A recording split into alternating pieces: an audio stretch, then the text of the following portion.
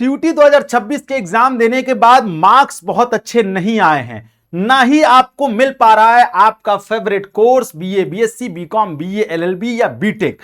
तो आप सोच रहे होंगे कि हम क्या सीयूटी एक बार और दें, और एक बार और देंगे तो क्या हमें मनपसंदा कोर्स मिल जाएगा। सिर्फ सीयूटी 2027 देने से आपको नहीं मिलेगा फेवरेट कोर्स, आपको करनी होगी एक प्रॉपर स्ट्रेटजी से तैयारी। और अभी अगर आप ड्रॉप लेने की सोच रहे हैं तो आपके लिए परफेक्ट टाइम है कि आप आज से अभी से तैयारी को अपने एक नया आयाम दीजिए, एक नई ताकत के साथ लगिए और एक स्ट्रेटजी के साथ लगिए, ताकि आप 2027 में जब सीयूटी दे तो आप अपने फेवरेट कोर्स को आपको सोचना ना पड़े पाने के लिए, इतना अच्छा स्कोर रहे कि आप जिस कोर्स पर उंगली रखें, जो आपका मनपसंद कोर्स हो वो आपको आसानी से प्राप्त हो जाए। तो 2027 में जो ड्रॉपर बनने जा रहे हैं उनके लिए एक बेस्ट स्ट्रेटजी मैं बताने जा रहा हूं, जिसको आप फॉलो करके आप आसानी से 2027 में वो स्कोर हासिल कर सकते हैं। तो वीडियो को ध्यान से देखिएगा, अंत तक देखिएगा, ताकि आप उस स्ट्रेटजी को समझ पाए जिसको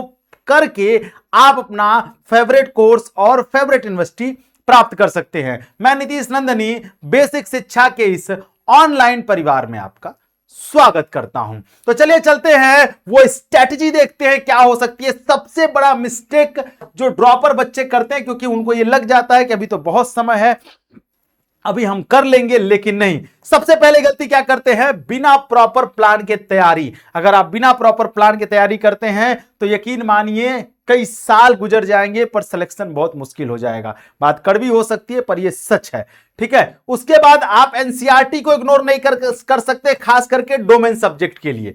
खास करके अगर आप डोमेन को टारगेट कर रहे हैं, अगर आप दिल्ली यूनिवर्सिटी को टारगेट कर रहे हैं, या आप ह्यूमैनिटीज डोमेन को टारगेट कर रहे हैं, या फिर आप साइंस डोमेन या कॉमर्स डोमेन, किसी भी डोमेन सब्जेक्ट को टारगेट कर रहे हैं, तो एनसीईआरटी को नहीं छोड़ सकते, क्योंकि एनसीईआरटी से ही लाइन बाय लाइन, वो भी क्लास 12th एनसीईआरटी आपने एग्जाम दिया, आपको इस बात का आइडिया होगा।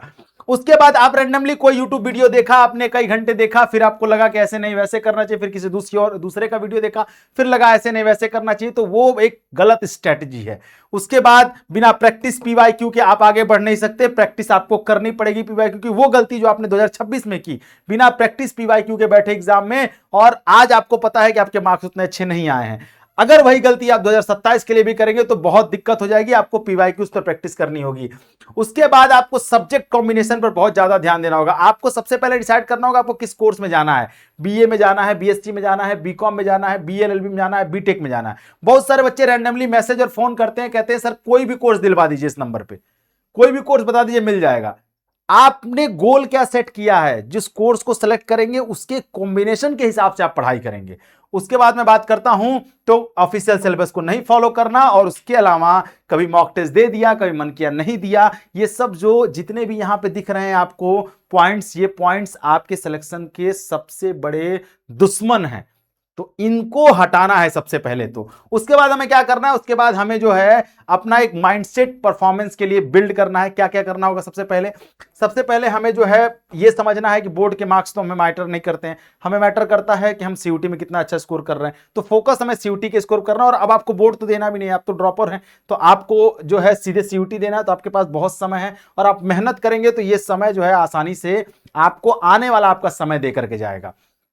उसके बाद क्या करना है, कंपटीशन बढ़ रहा है तो स्ट्रेटजी को थोड़ी स्मार्ट करनी है। कम से कम आपको क्वालिटी स्टडी करनी होगी, 3 से 4 घंटे। आप इसे बढ़ा भी सकते हैं, जब आपके पास बोर्ड नहीं है तो आप 5 से 6 घंटे, 6 से 7 घंटे भी कर सकते हैं, ठीक है। टारगेट रखना है, अब यहां टारगेट लिखा है 700 प्लस। तो अगर आप ड्यू को टारगेट कर रहे हैं और अगर आप चाहते हैं नॉर्थ कैंपस फॉर एग्जांपल, तो आपको 900 प्लस लाना पड़ेगा, ठीक है। अगर आप वहीं बीएचयू को टारगेट कर रहे हैं, बीएचयू को मान लीजिए बीए कोर्स के लिए टारगेट कर रहे हैं बीएचयू को, तो आपको कम से कम लाना होगा 300 प्लस 500 में। तो ये अलग अलग कोर्स कॉम्बिनेशन के हिसाब से आपको मार्क्स सेट करने पड़ेंगे, मुझे इतना टारगेट लेके चलना, इससे ऊपर ही रहना चाहिए, ठीक है।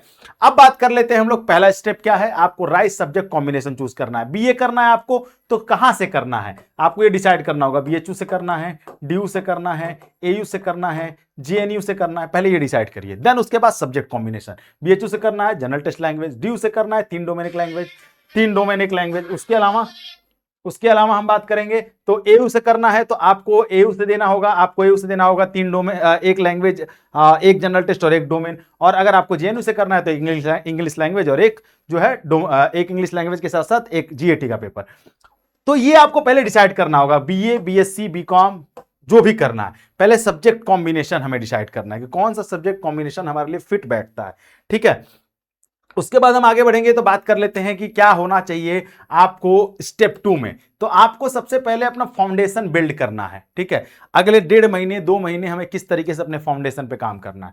तो सबसे पहले क्या 2 घंटे हमें कम से कम डोमेन सब्जेक्ट को देने होंगे। ये मैंने एक प्लान बना के आपको बताया, आप इसमें चाहे तो चेंजेस कर सकते हैं अपने समय के हिसाब से।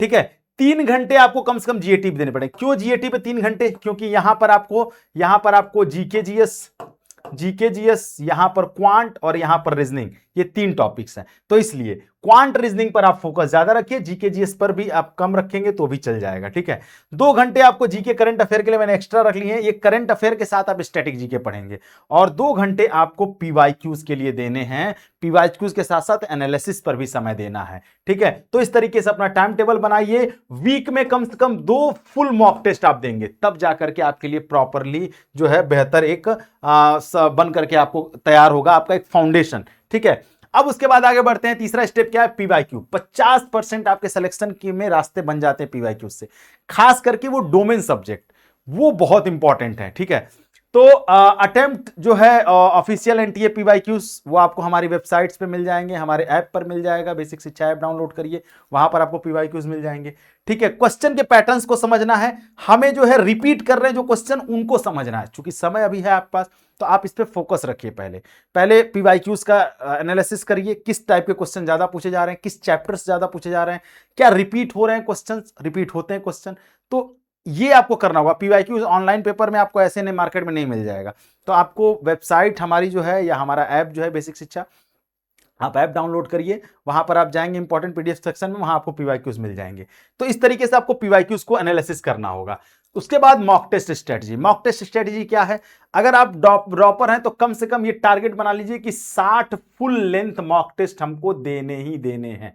ठीक है, अब 2026 का मॉक टेस्ट पैटर्न देखना है, किस तरीके से पेपर आया है, उस तरीके के पेपर के हिसाब से ही हमें अगला पेपर 2027 में आने की संभावना है। तो हमें उस हिसाब से reasoning, math, GK GS, English सबका मिक्स देना है। तो 2026 मॉक पैटर्न को ध्यान में रखते हुए 2027 में हमें टेस्ट देना है सीबीटी मोड पर। ठीक है, उसके बाद हमें क्या क्या ध्यान देना है मॉक टेस्ट देते समय? हमें टाइमर का ध्यान देना है, 60 मिनट का टाइम लगाना है। 60 मिनट के टाइमर के हिसाब से हमें टेस्ट देना है, 1 मिनट ज्यादा नहीं, उतने में जितना हो पाया। हम तब पता लगेगा कि हम 60 मिनट में कितनी हमारी कैपेसिटी बन रही है।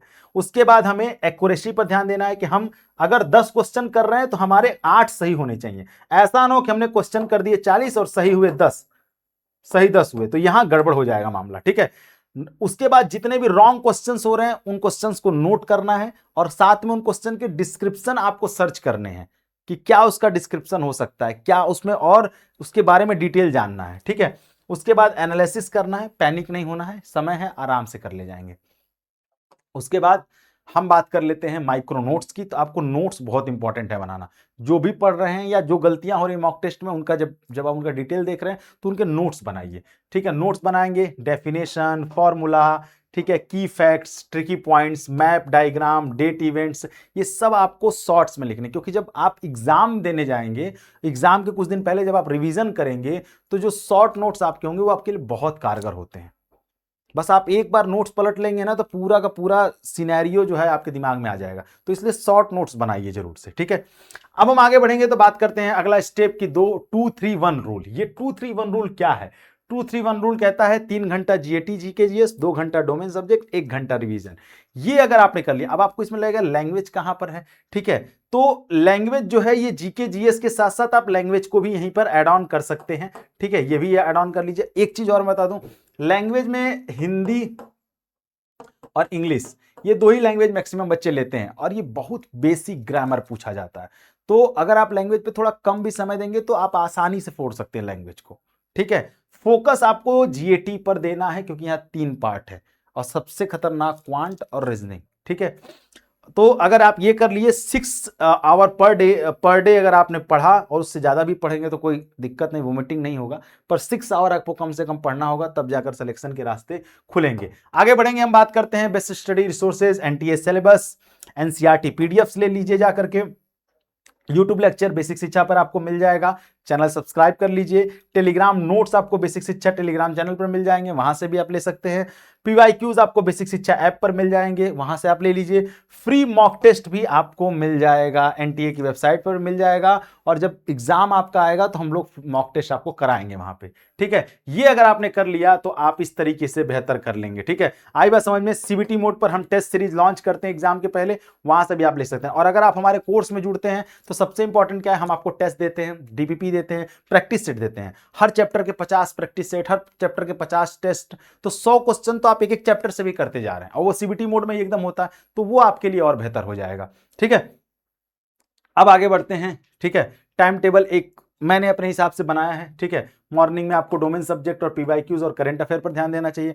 आफ्टरनून में जीएटी, रीजनिंग और क्वांट पर फोकस करना चाहिए, ठीक है। इवनिंग में आपको रिवीजन और नोट्स पर काम करना चाहिए, और नाइट में फिर रिवीजन करिए और सो जाइए, ठीक है। ये एक मेरे हिसाब से बनाया हुआ टाइम टेबल आपके लिए है, आप इसको फॉलो कर सकते हैं। तो ये पूरा मैंने स्ट्रेटजी बना दी। और एक चीज और कहना चाहूंगी, सिर्फ ड्रॉपर स्ट्रेटजी नहीं है, आप अगर फ्रेशर हैं, पहली बार सीयूटी देंगे 2027 में, तो भी आप इसे फॉलो कर सकते हैं, अपने हिसाब से कर सकते हैं, और ये बेहतर है। आपको ये स्ट्रैटेजी कैसी लगी मुझे कमेंट सेक्शन में जरूर बताइएगा। और हाँ, अपने दोस्तों तक भी जरूर शेयर करिए, क्योंकि उनको भी पता होना चाहिए कि क्या स्ट्रैटेजी होनी चाहिए 2027 सीयूटी देने के लिए, ठीक है। किस कोर्स को 2027 में किस यूनिवर्सिटी को टारगेट कर रहे हैं, कमेंट सेक्शन में जरूर बताइएगा। चैनल को सब्सक्राइब करके रखिए, सेशन को लाइक जरूर करिएगा। मिलते हैं नेक्स्ट सेशन में। अपने सवाल भी आप कमेंट सेक्शन में छोड़ सकते हैं, हम उस पर वीडियो लेकर जरूर आएंगे।